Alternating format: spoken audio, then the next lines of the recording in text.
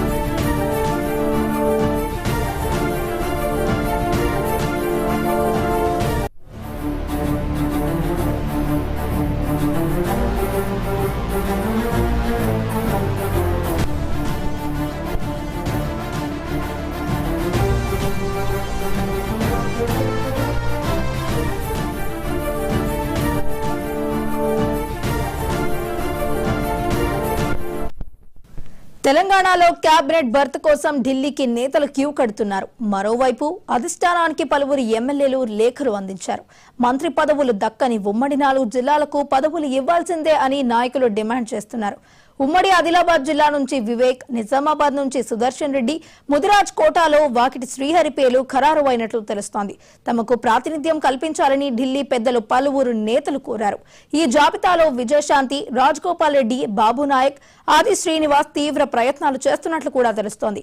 మరోవైపు పలువురు మంత్రుల శాఖలో మార్పులు తథ్యమని ఇప్పటికే అధిష్టానం హింట్ ఇచ్చింది. కాగా 2 రోజుల్లో రాజ్ భవన్ లో కొత్త మంత్రుల ప్రమాణ స్వీకారం ఉంటుందని జోరుగా చర్చ నడుస్తోంది.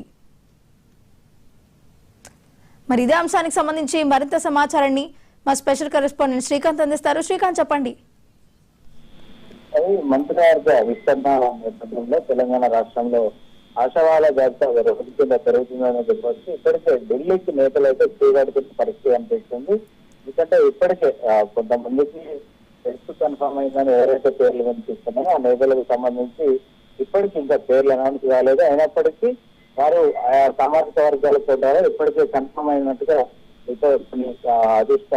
కాంగ్రెస్ నుంచి కావచ్చు, అదేవిధంగా అధికార పార్టీకి సంబంధించిన కొంతమంది నేతల నుంచి ఇప్పటికే లేదు కొన్ని చెప్పిన పరిస్థితి కనిపిస్తుంది, కొన్ని ఇచ్చిన పరిస్థితి కనిపిస్తుంది. అయితే మెయిన్ గా ఇప్పుడు ఉమ్మడి ఆదిలాబాద్ కు సంబంధించి కావచ్చు, ఉమ్మడి ఆదిలాబాద్ లో ప్రేమ్ సాగర్ అదేవిధంగా వివేక్ కు సంబంధించి 2 నేతల మధ్య పోటీ ఉంది. 2 సీనియర్ కాంగ్రెస్ నేతలు కావడంతో వివేక్ కు హైకమాండ్ హామీ ఇచ్చిన నేపథ్యంలో వివేక్ ను ఆల్రెడీ ప్రతి కన్ఫర్మ్ అయినట్టుగా చెప్తున్నాం. అదేవిధంగా ఇప్పటికే ఇటు నిజామాబాద్ కు సంబంధించి ఉమ్మడి నిజామాబాద్ నుంచి ఎవరు ఎమ్మెల్యే లేకపోవడం, అదేవిధంగా ఇటు ఎల్లారెడ్డి ఎమ్మెల్యే మదన్ మోహన్ రావు, అదేవిధంగా ఇటు సుదర్శన్ రెడ్డి సీనియర్ లీడర్ గా ఉన్నారు. ఉమ్మడి రాష్ట్రంలో మంత్రిగా పనిచేస్తున్న నేపథ్యంలో ఆయన కన్ఫర్మ్ అయినట్టుగా చెప్తున్నారు.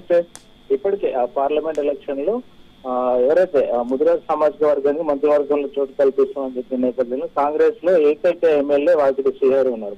ముదిరాజ్ సామాజిక వర్గం నుంచి ఆయనకు బెర్త్ కన్ఫర్మ్ అయినట్టుగా చెప్తున్నారు. అయితే మెయిన్ గా ఇంకొకటి రంగారెడ్డి జిల్లా నుంచి ప్రాతినిధ్యం లేదని చెప్పి ఇటీవల వార్తలు వస్తున్నాయి. ఇప్పటికే ఇబ్రహీంపట్నం ఎమ్మెల్యే మల్రెడ్డి రంగారెడ్డిని రాజీనామా చేయడానికి కూడా సిద్ధంగా ఉన్నారు.